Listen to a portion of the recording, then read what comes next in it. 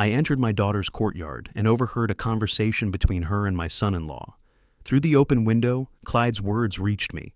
Why is he still alive? We could already be living peacefully without his interference. My heart clenched with icy dread. I realized that he was me. Instead of quietly leaving, I resolutely pushed the door open and stepped inside. Before we continue, please subscribe to the channel and let us know where you are listening in the comments. When the old man finally kicks the bucket, we'll have everything we need. I froze on the front porch, gift bag trembling in my hand. Clyde's voice drifted through the open kitchen window, carried by the October breeze that rustled golden leaves across Lorna's driveway. Clyde, don't talk like that. My daughter's voice was softer, uncertain. Come on, Lorna. Your father's 68. How much longer can he realistically hang on? And when he goes, that house in River Forest, the investment accounts, the life insurance, it all flows to you. The toys in my gift bag shifted as my grip tightened. I'd brought them for Eldred and Selma, planning a quick visit before heading home. Now I stood motionless, listening to my son-in-law calculate my death like a quarterly earnings report. I know you love him, but think practically. He controls every dollar we spend, even this house. He helped with the down payment, so he acts like he owns us. Once we inherit, we'll finally be free. My key slid into the lock with deliberate silence. The front door opened without a sound. I walked through the hallway, my footsteps measured and precise on the hardwood floor. The kitchen came into view, Clyde and Lorna seated at the granite island, heads close together like conspirators. They looked up as I entered. Interesting conversation you're having here? Clyde's face drained of color. Lorna's eyes widened, her hand flying to her throat. The gift bag hit the granite counter with a deliberate thud, toys rattling inside. Dad, we didn't hear you come in. Lorna's voice cracked. Clearly. I remained standing, studying Clyde's panicked expression. You misunderstood, he stammered, half rising from his stool. What did I misunderstand, Clyde? That you want me dead? That you're planning how to spend my money before I'm cold in the ground? It's not what it sounds like. Dad, please, it's not what you think. Lorna reached toward me, tears forming in her eyes. I looked at my daughter, my brilliant, naive daughter, who taught fourth graders and believed everyone had good intentions. She'd met Clyde at a cafe near her school, introduced by a colleague named Sarah. What Lorna didn't know was that I'd learned how calculated that meeting had been, how Clyde had specifically sought her out after discovering her connection to my engineering firm's retirement accounts. We were just talking. Lorna's voice grew smaller. Just talking. I repeated her words slowly, letting them hang in the air. About my death, about my money, about how inconvenient my existence has become. Clyde found his voice, standing fully now. You don't understand the pressure? The pressure of what? Of me being alive? Of me still breathing and making my own decisions about my assets? The kitchen fell silent except for the October wind moving through the open window. Golden light from the setting sun streamed across the granite surface, illuminating the scene like a stage. Lorna sat frozen between us, caught between the two men who were supposed to protect her. This isn't over, remember that. The silence stretched between us like a held breath. Clyde's hands trembled against the granite countertop, and I could see him wrestling with panic and something darker, the anger of a man whose schemes had been exposed. You know what? Clyde's voice rose, finding strength in desperation. Maybe this needed to happen. Maybe we needed to finally discuss the elephant in the room. I remained perfectly still, watching him transform from stammering fool to aggressive adversary. The shift fascinated me from an engineering perspective, stress revealing the true structure beneath a carefully constructed facade. You're suffocating us, Will, controlling every dollar that comes into this house. We can't make a single financial decision without your approval. Clyde, stop! Lorna tried to intervene. No! He turned toward her, then back to me. Your father needs to hear this. We're adults, Lorna. We shouldn't have to justify every purchase, every vacation, every improvement to our own home to your father. I settled into one of the kitchen chairs, a deliberate power move. By remaining seated while he towered over me, I stripped his height advantage of its intimidation value. Your house? That's interesting. His face flushed red. Yes, our house. Just because you helped with the down payment doesn't give you veto power over our lives. I know how you accidentally met Lorna at that cafe near her school. My voice remained level, conversational. After you learned about my assets through her colleague Sarah. Lorna's sharp intake of breath cut through the kitchen air. What are you talking about? Ask him, sweetheart. Ask your husband about the research he did before that chance encounter, about the questions he asked Sarah regarding my engineering contracts and retirement planning. Clyde's fists clenched at his sides. You're paranoid, old man. You think everyone's after your precious money. Everyone? No. You? Absolutely. Stop this, both of you? Lorna shot up from her stool, positioning herself between us. Her teaching instincts kicked in, trying to separate fighting children. This is insane. But Clyde was beyond reason now, his carefully maintained mask completely shattered. You want to know what I think? I think you're a bitter old man who can't stand that his daughter chose someone else to build a life with. You're turning her against me because you can't accept that she doesn't need Daddy's permission anymore. Dad, please just leave. Lorna's voice broke as she looked at me with pleading eyes. Please. The betrayal in her request hit harder than Clyde's accusations. My own daughter, choosing the man who wanted me dead over the father who'd protected and provided for her for 42 years. I stood slowly, my movements deliberate and controlled. Clyde backed up a step, probably reading something dangerous in my expression. You're right about one thing, Clyde. Lorna doesn't need my permission anymore. She's made her choice. I looked at my daughter, memorizing her face. But you made a mistake tonight. What mistake? Clyde's voice cracked with false bravado. You showed me exactly who you are, and now I know what I'm dealing with. This is my house, Clyde shouted, advancing toward me again.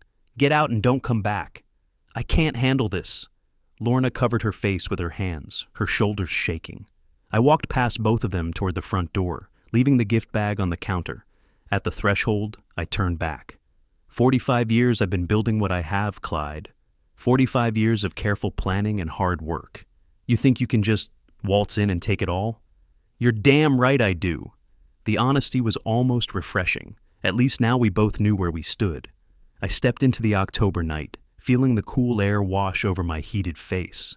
Behind me, I could hear Lorna sobbing, and Clyde's voice lower now, probably trying to comfort her and spin the confrontation in his favor. The door closed behind me with a soft click that sounded like a declaration of war. The drive through Oak Park's tree-lined streets usually calmed me, but tonight, each familiar landmark felt like evidence of a life under siege. 15 minutes from Lorna's house to my smaller place in River Forest. 15 minutes to process the complete destruction of my family's peace. My house felt different when I unlocked the front door at 8:30. Quieter, more fragile. The photographs of Mildred on the mantel seemed to watch me with knowing eyes as I hung my jacket in the front closet and walked to my study. The desk lamp created a pool of focused light in the otherwise dark room. I pulled out my engineering notebook, the same type I'd used for 40 years of project planning, and opened it to a fresh page. At the top, I wrote, October 15, 2024, Declaration of War. My hands moved with familiar precision, creating lists and diagrams as if this were another technical problem requiring systematic solution. In many ways, it was. I opened the filing cabinet and pulled out folders I hadn't touched in months. Property deeds, investment statements, life insurance policies, the accumulated wealth of 4 decades spent designing engines and managing contracts. Each document represented years of careful planning, and now I could see how that planning had painted a target on my back. The clock on my desk ticked past midnight as I spread papers across the surface. Numbers that had once represented security now looked like motivation for murder. Clyde had done his homework well. Through Lorna, he'd gained access to enough financial information to understand exactly what he was positioning himself to inherit. At 1 a.m, I pulled out Mildred's photograph from the desk drawer where I kept it when the pain of missing her grew too sharp. 3 years ago, right here in this same study, she'd sat in the reading chair and delivered a warning I'd been too stubborn to heed. Will, I don't like this boy. He looks at Lorna like she's an opportunity, not a woman. I'd dismissed her concerns then, wanting to give Clyde the benefit of doubt. Mildred had always been protective of Lorna, perhaps overly so. But sitting here now, surrounded by evidence of Clyde's financial interest in our family, her words carried the weight of prophecy. She'd noticed other things too. How Clyde always steered conversations toward my work, my investments, my retirement plans. How he'd ask innocent questions about property values and insurance policies. Mildred had seen through his charm to the calculating mind beneath. "I should have listened to you," I whispered to her photograph. By 3 a.m, I'd compiled a comprehensive assessment of my situation. Clyde had access to my financial information through Lorna. He'd positioned himself as my primary beneficiary by marriage, and tonight he'd revealed his willingness to wish for my death openly. But Clyde had made several critical errors. First, he'd underestimated my awareness of his true nature. Second, he'd assumed I was isolated and defenseless. Third, he'd failed to consider that a man who'd spent 40 years solving complex engineering problems might apply those same analytical skills to personal threats. I opened a fresh notebook page and began writing names and phone numbers. Trudy Birch from Social Services. She'd investigated enough family financial abuse cases to recognize the patterns. Norman Felt, my attorney, who'd helped structure my estate specifically to prevent exactly this type of exploitation. Herbert Stein, retired accountant and old friend, who understood financial manipulation better than anyone. The network I'd built through decades of professional relationships suddenly looked less like a social circle and more like an arsenal. Dawn light began filtering through the study window as I completed my initial planning phase. The man who'd walked into Lorna's kitchen 8 hours ago had been a trusting father. The man sitting at this desk now was something different, focused, methodical, and absolutely committed to protecting what he'd built. I reached for the phone and dialed Herbert's number, watching the morning sun paint golden streaks across my organized papers. Time to begin implementing the strategy that would show Clyde exactly what kind of mistake he'd made. 4 days of careful research had sharpened my strategy like honing a blade. Herbert Stein agreed to meet at the Lakeside Cafe, away from familiar territory where loose tongues might carry our conversation back to unwanted ears. October wind swept across Lake Michigan as I parked outside the small restaurant. Through the windows, I spotted Herbert's familiar silhouette, glasses perched on his nose, reading something with the intensity that had made him legendary in Chicago's financial district for 4 decades. "Will." Herbert rose as I approached, extending a firm handshake. "Your phone call certainly piqued my curiosity." "Thank you for making time, Herb." I settled across from him, placing a manila folder between the coffee cups and pastries. "I need your expertise on some irregularities I've discovered." Steam rose from our cups as Herbert opened the folder, his practiced eyes scanning the documents I'd assembled during my sleepless planning sessions. Tax returns Clyde had carelessly left at the house. Financial discussions I'd overheard and noted. Employment information gathered through discreet inquiries. These numbers don't add up. Herbert's finger traced across a column of figures. "There's definitely something improper here. What exactly are you seeing?" "Systematic underreporting of consulting income. Look at these quarterly filings. They show significant discrepancies with what his actual earnings should be." Herbert made notes in his precise handwriting. "In my 40 years, I've seen this pattern before. Your son-in-law has been very careless with his documentation." The waves lapped against the nearby shore as Herbert continued his analysis. Seagulls called overhead, providing natural cover for our conversation about financial misconduct. This level of discrepancy suggests deliberate manipulation, not honest mistakes. Herbert closed the folder and leaned back. "What do you plan to do with this information?" "The first strike must be precise." I met his gaze directly. "I need to know who at his company would take this seriously." "Gilbert Weir, department manager, known for strict compliance standards. He can't ignore documented evidence like this."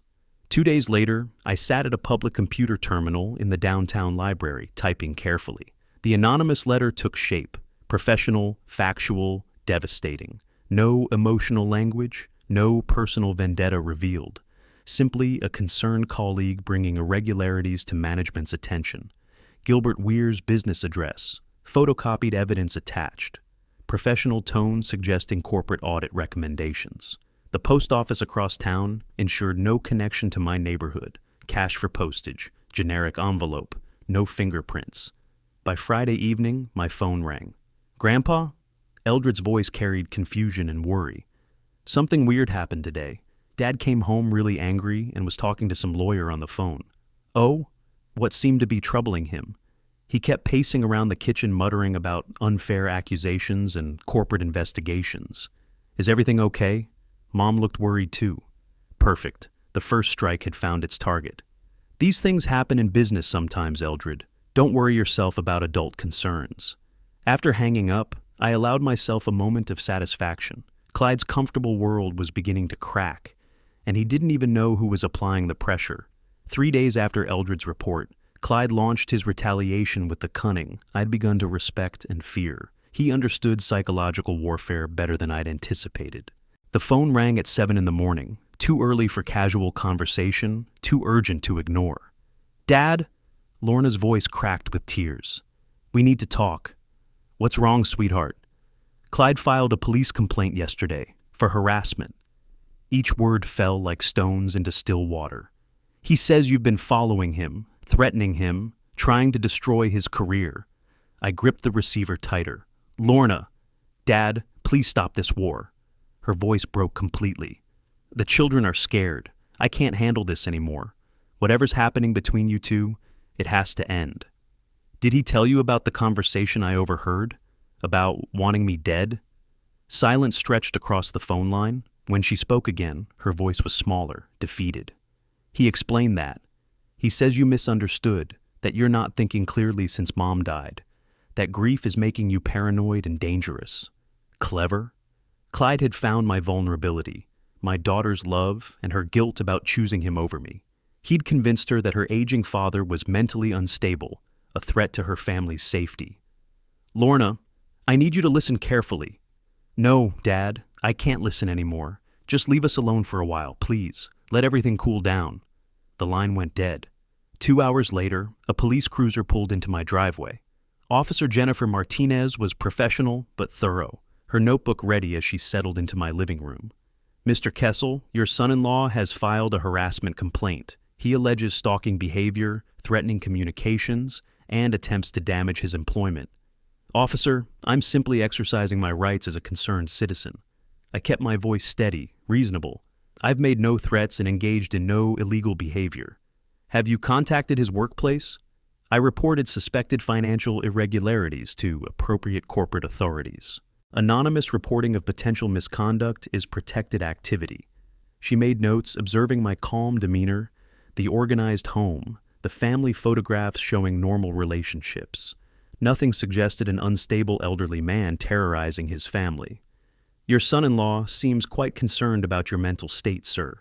He mentioned erratic behavior since your wife's passing. Officer, I'm happy to cooperate with your investigation. You'll find I have no criminal history, strong community ties, and sound mental faculties. I gestured toward my desk. My financial records, medical files, and character references are available if needed. After 40 minutes of questions, Officer Martinez closed her notebook. I'll need to interview other family members, but I see no evidence of criminal activity here. Family disputes are difficult, Mr. Kessel. Perhaps professional mediation might help. Once she left, I sat in my study analyzing Clyde's strategy. He'd weaponized the legal system, used Lorna's emotions against me, and positioned himself as the protective family man, defending his household from a dangerous in-law. He was cleverer than I'd given him credit for. Time to involve professionals who understood his tactics. The social services building felt more welcoming than intimidating as I climbed the stairs to Trudy Birch's office 3 days later. Her reputation in family advocacy preceded her. 40 years of protecting vulnerable people from predators who wore familiar faces. Will Kessel. Trudy's handshake was firm, her gray eyes sharp behind wire-rimmed glasses. I remember your wife from the community center fundraisers. Mildred was special. Thank you, Trudy. I appreciate you making time for this consultation. Her office walls displayed certificates and commendations from decades of social work. Family photographs and children's drawings suggested a woman who genuinely cared about protecting people. Tell me about your son-in-law. For 30 minutes I laid out the pattern, the calculated courtship, the financial manipulation, the death wishes, the police complaint. Trudy took methodical notes, asking pointed questions that revealed her expertise. Will, I've seen this pattern before. Financial predators target widowed seniors with assets. Your son-in-law's behavior fits the classic manipulation profile perfectly. She leaned forward. We need to document everything and build a comprehensive case. What kind of case? The kind that protects you legally while exposing his true nature. I have contacts in investigation services, and I know an excellent family attorney. 2 days later, I sat across from Norman Felt in his downtown office overlooking Lake Michigan. His law books and case precedents created an atmosphere of serious legal expertise. Your son-in-law's harassment complaint is defensive, which suggests guilt. Norman reviewed the police report I'd obtained. We operate strictly within legal boundaries, but the law can be unforgiving to those who abuse it. What are our options? Document everything, build evidence of his financial misconduct, prepare for civil action if necessary. Norman made notes on his legal pad. Your son-in-law opened this battlefield. We'll make sure he understands the terrain. Meanwhile, Eldred had become my unexpected ally. During one of our regular phone calls about school and computers, he'd mentioned finding interesting public records during his research projects. Grandpa, I can help with computer research if you want. Dad doesn't know, I understand what's happening, but I see how worried you are. What kind of records did you find?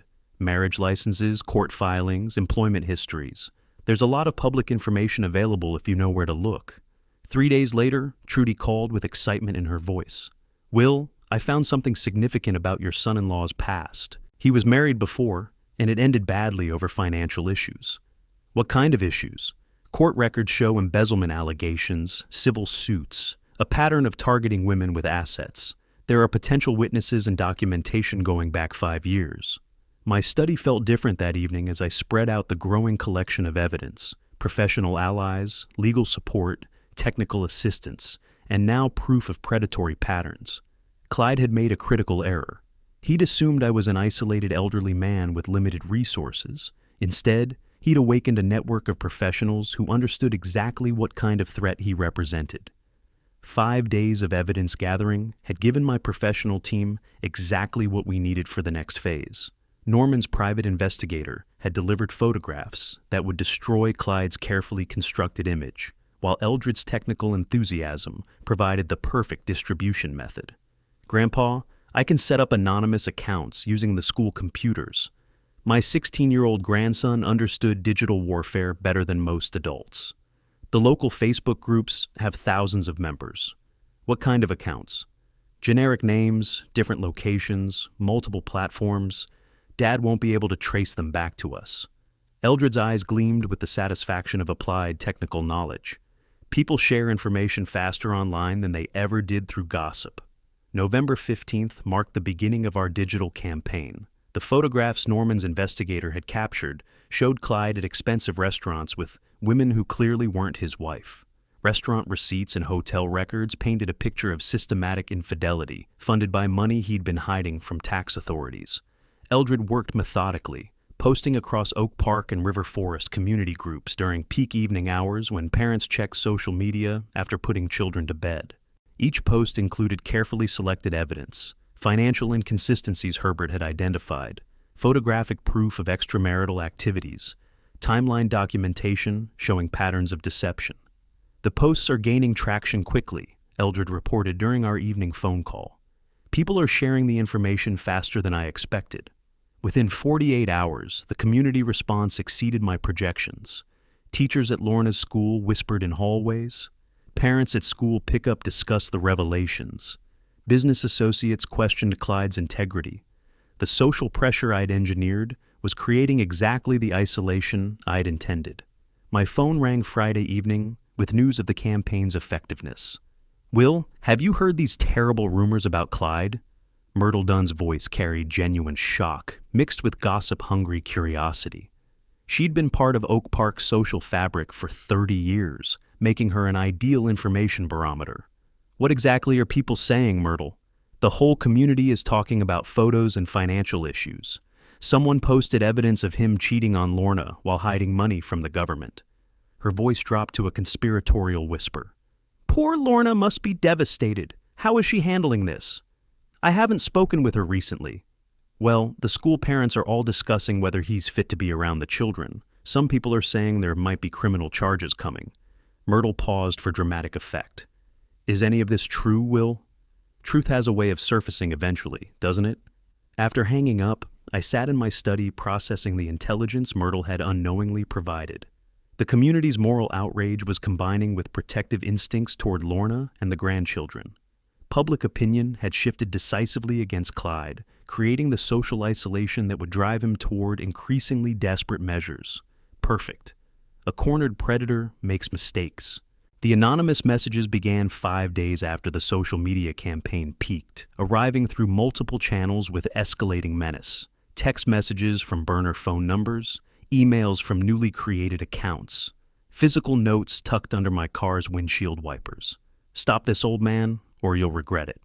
I know where you go every day. Back off. Your house looks very quiet at night. Too bad if something happened. Each threat was photographed, documented, and shared with Norman for legal analysis. Clyde's psychological breakdown was accelerating exactly as I'd anticipated, but his willingness to make physical threats required immediate security measures.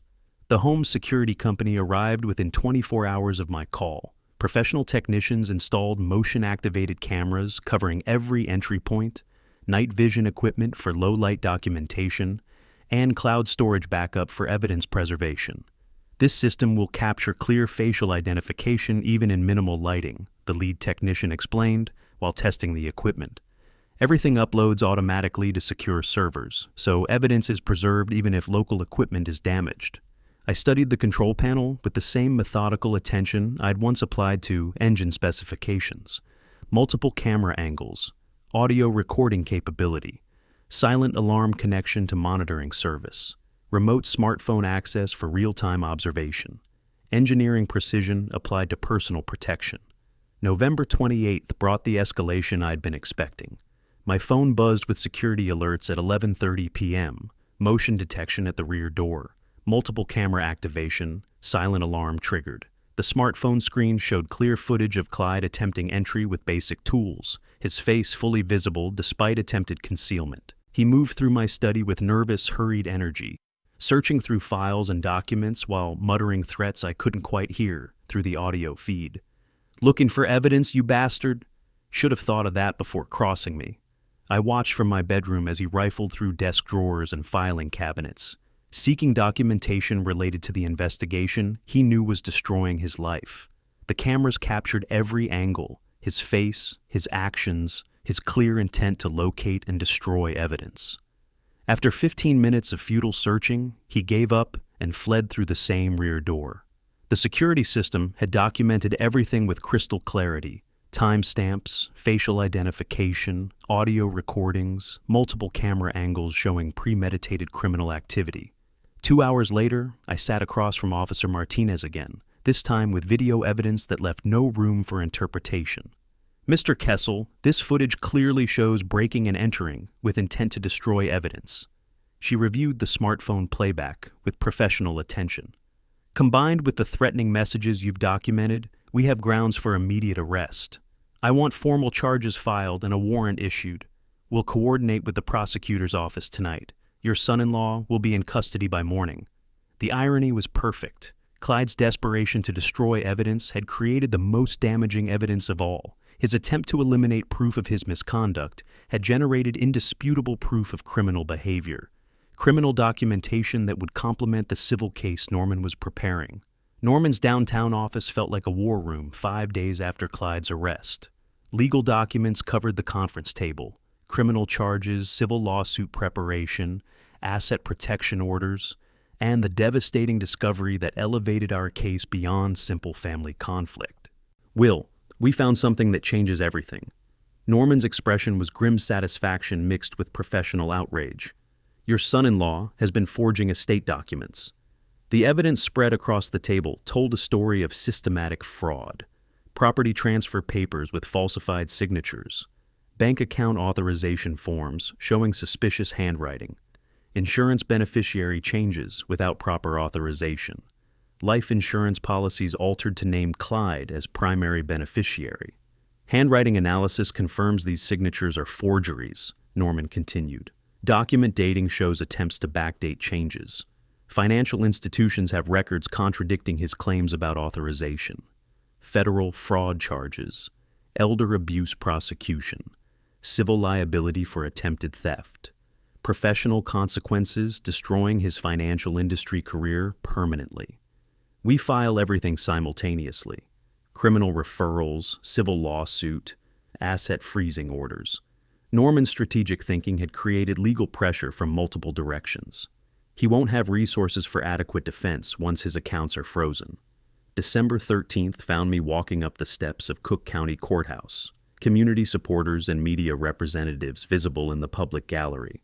The formal legal environment emphasized justice and procedure, exactly what systematic documentation and professional preparation deserved. Norman's presentation was methodical and devastating.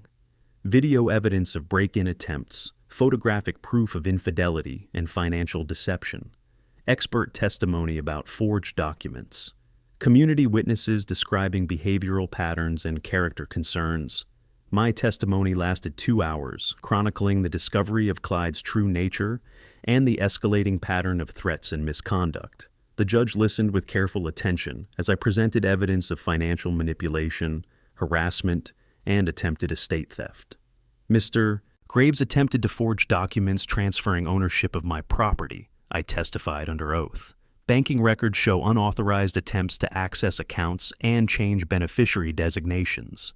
Clyde's defense attorney struggled with indisputable evidence: video footage showing criminal behavior, expert analysis confirming document forgery, financial records documenting tax evasion and fraud, community testimony establishing patterns of predatory behavior.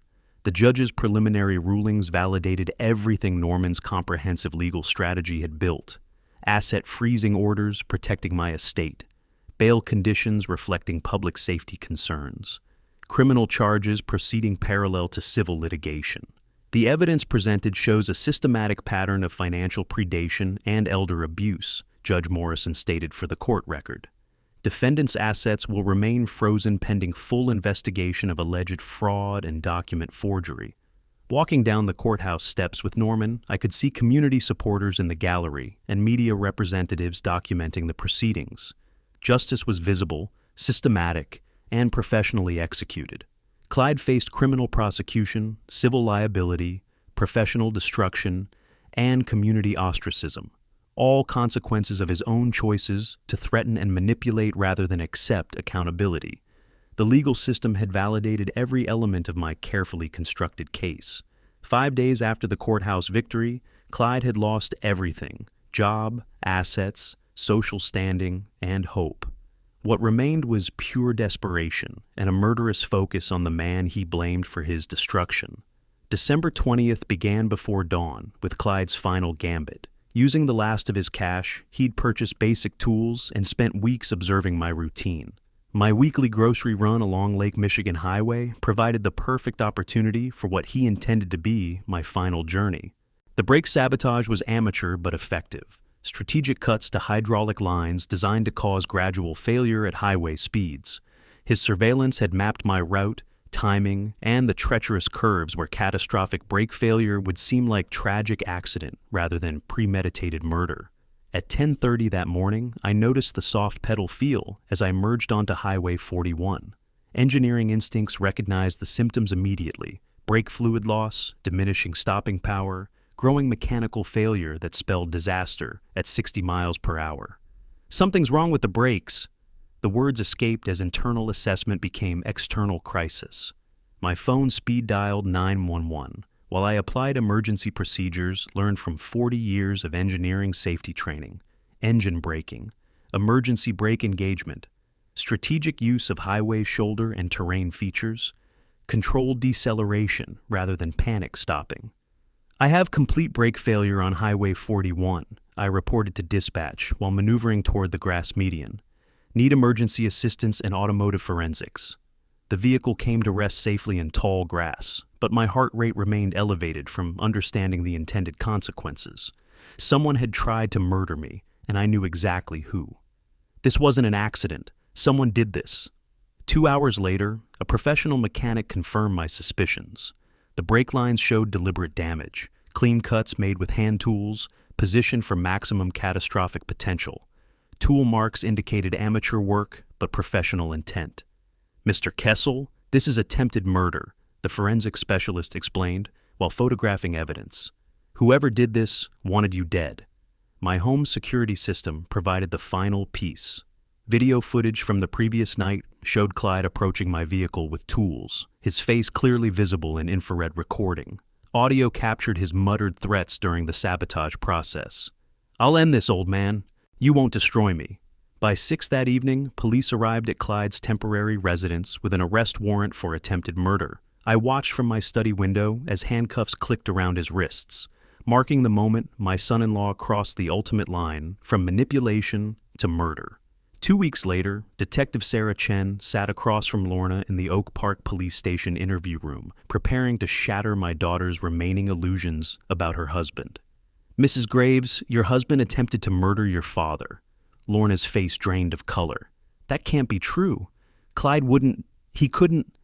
The video evidence is conclusive. This was premeditated." Detective Chen activated the laptop screen showing security footage of Clyde sabotaging my vehicle. "He intended for your father to die in what would appear to be an accident." The footage played in horrifying detail. Clyde's methodical work beneath my car, his muttered threats, his satisfied expression after completing the sabotage. Each frame destroyed another piece of Lorna's faith in the man she'd married. My father almost died because of my husband? Physical illness overcame her as reality crashed through denial. The daughter who'd chosen Clyde over me now understood the true cost of that loyalty. Her father's life hanging by the thread of emergency brake procedures and engineering training. 3 days later, she appeared at my front door for the first time since our kitchen confrontation. Tear tracks and sleepless exhaustion marked her face, but determination strengthened her voice. "Dad, forgive me. I was blind to what he really was. Daughter, what matters is that you see the truth now." I opened the door wider, welcoming her back into safety. "But I'm here, and we're family. That's what counts." The conversation that followed lasted hours. Confession, forgiveness, planning for the children's protection, and preparation for the most difficult choice any wife could face. Testifying against her husband in open court. "He tried to kill you. I almost lost you forever." January 8th brought the moment of ultimate family loyalty. Lorna sat in the witness box, sworn to tell the truth about the man she'd married and the father she'd nearly lost to his murderous rage. "My husband attempted to murder my father," she testified with clear, unwavering voice. Clyde's desperate interruption from the defendant's table showed his continuing delusion about manipulation and control. "Lorna, you can't do this to me. You did this to yourself when you tried to kill him."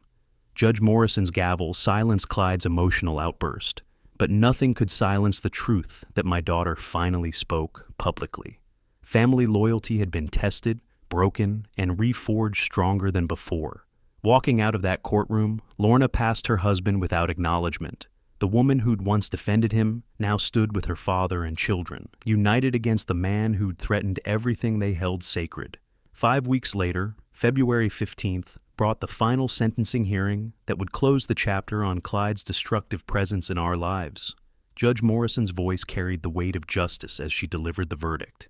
"I sentence you to 5 years imprisonment for attempted murder, with additional time for fraud, harassment, and elder abuse, asset forfeiture, professional license revocation, permanent restraining orders, financial restitution." The legal system had systematically dismantled every aspect of Clyde's ability to threaten my family again. "Justice has been served," I told the reporters gathered outside the courthouse. "Now we can begin healing and moving forward," Lorna added, her voice strong with newfound independence. Eldred, standing beside us with teenage pride, captured the generational lesson. "Grandpa, you showed us how to fight for what's right."